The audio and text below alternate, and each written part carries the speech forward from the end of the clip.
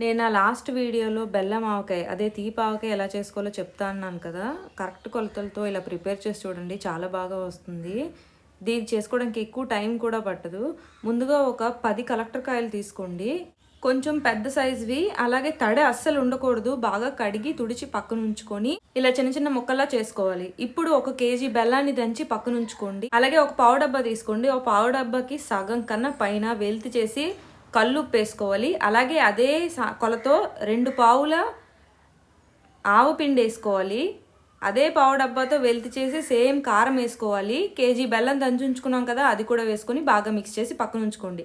ఈలోపు మామిడి ముక్కల్ని ఒక టబ్ తీసుకొని అందులో వేసుకోవాలి. సగానికి పైగా వేసుకొని మనం తయారు చేసిన పిండిని దాని మీద చల్లుకోవాలి. మళ్ళీ అలాగే మిగిలిన సగం ముక్కలు వేసుకొని మనం తయారు చేసిన పిండిని దాని మీద చల్లుకొని మొత్తం ముక్కలంతా ఆ పిండి పట్టేలాగా వేసుకున్న తర్వాత దీన్ని మూత మూసి 3 రోజుల పాటు ఊరనివ్వాలి.